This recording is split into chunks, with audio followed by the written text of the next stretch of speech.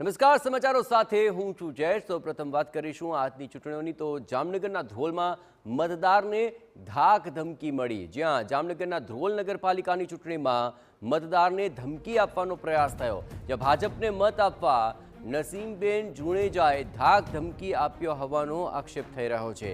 પોતાને lady Don ગણાવી દિવ્યાંગ વ્યક્તિને તેણે ધમકી આપી હોવાનો આરોપ છે। ફરિયાદી યાકુબને થપ્પડ મારી ધાક ધમકી આપી હોવાનો આક્ષેપ કરવામાં આવ્યો। કોંગ્રેસના આગેવાનોએ પોલીસ સ્ટેશનમાં આ અંગે રજૂઆત કરી હતી। પોલીસે યોગ્ય તપાસની ખાતરી આપી છે।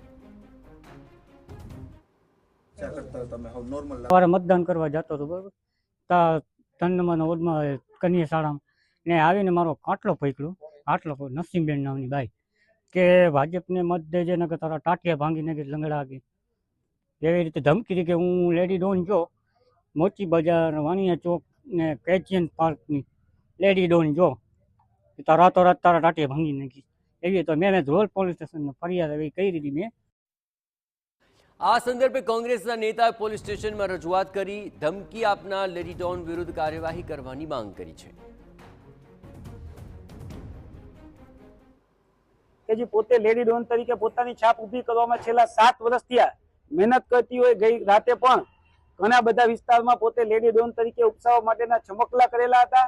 આજે સવારના અમારા એક મતદાર છે કે જે ભાઈ પોતે વિકલાંગ છે, હાલી નથી શકતા।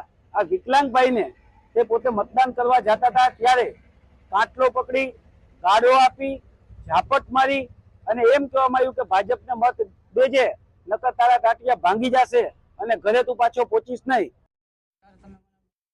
ધ્રોલમાં કોઈ લેડી ડોન મતદારને ધમકી આપે, આ જ ઘટનાએ ચિંતા જગાવી અને આ સંદર્ભે પોલીસના ઉચ્ચ અધિકારીએ યોગ્ય તપાસ કરવાની ખાતરી આપી છે। એ બાબતે જે છે એ તપાસ હાલમાં ચાલુ છે અને સત્યની શોધ કરીને કાયદેસરની કાર્યવાહી કરવામાં આવશે। ચૂંટણીમાં કોને મત આપવો એ દરેક મતદારનો અધિકાર છે। ચૂંટણીમાં જબરજસ્તી કરતા ગુંડા તત્વો સામે યોગ્ય કાર્યવાહી થાય તેવી લોક માંગ છે।